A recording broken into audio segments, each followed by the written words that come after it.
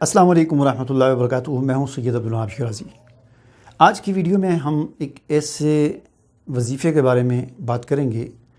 جو جسے علماء نے یہ بیان کیا ہے کہ بخار کے لیے خاص طور پر اس کا ہمیں اہتمام کرنا چاہیے۔ کسی آدمی کو بخار ہو جاتا ہے گھر میں بچوں کو، آپ یہ پڑھ کر دم کر سکتے ہیں، اور اگر بچہ بڑا ہے یا کوئی آدمی بڑا ہے اس کو دوسرا آدمی بھی دم کر سکتا ہے، لیکن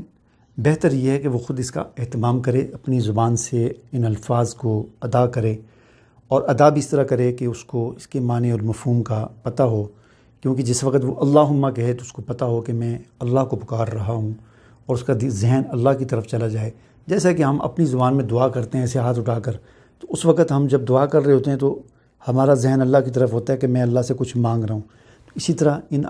عربی کے ان الفاظ کو یا حضور نبی کریم صلی اللہ علیہ وسلم کی ان دعاؤں کو پڑھتے وقت بھی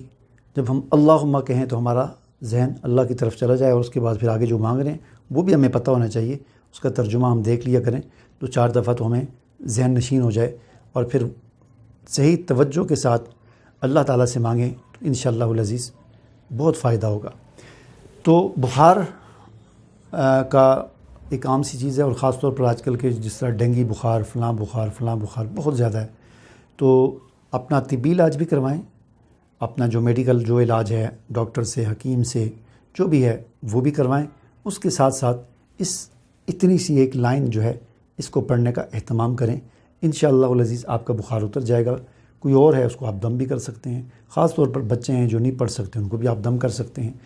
اور بخار کے لیے سورہ فاتحہ جو ہے وہ بھی 7 دفعہ پڑھ کے دم کریں پانی پر، اور پانی کے جو ہے وہ اس طرح چھینٹے بھی مار سکتے ہیں ہلکے ہلکے، ٹھیک ہے نا۔ تو یہ بخار کے لیے وظیفہ کیا ہے؟ ایک چھوٹی سی دعا ہے، آپ نے اس کا اہتمام کرنا ہے، وہ ہے اکشف البأس رب الناس الہ الناس، اکشف البأس رب الناس الہ الناس، اے لوگوں کے رب، انسانوں کے رب، رب الناس انسانوں کے رب، اکشف البأس اس تکلیف کو، اس بخار کو دور کر دے، الہ الناس جو لوگوں کا رب ہے۔ یعنی یہاں پر تھوڑا سا الفاظ الٹ ہیں، عام طور پر اللہم پہلے ہوتا ہے نا، اے اللہ پہلے ہوتا ہے یہاں پر، اور اس کے بعد پھر وہ پناہ مانگی جاتی ہے، لیکن یہاں پر تھوڑا سا الفاظ الٹے ہیں۔ یہاں پر پہلے ہے کہ اکشف البأس، اے اللہ یعنی اس تکلیف کو دور فرما، اس بخار کو دور فرما، رب الناس انسانوں کے رب، الہ الناس اور انسانوں کے معبود، اس بخار کو، اس تکلیف کو دور۔ بعض عربی زبان میں ویسے تکلیف کو کہتے ہیں، کوئی بھی وہ اذیت، تکلیف، مصیبت ہو سکتی ہے، تو آپ ہر مصیبت اور ہر تکلیف کے موقع پر اس کو پڑھ سکتے ہیں، اکشف البأس، کہ اے اللہ تو اس تکلیف کو دور فرما۔ وہ تکلیف جانی بھی ہو سکتی ہے، مالی بھی ہو سکتی ہے، لیکن بخار کے لیے خاص طور پر وہ آپ کی نیت پر ہے، ڈیپینڈ کرتا ہے کہ آپ اس کو پڑھتے ہوئے کیا نیت کرتے ہیں۔ چونکہ آپ نے ایک جامع لفظ بولا ہے، اللہ میری مصیبت کو دور فرما،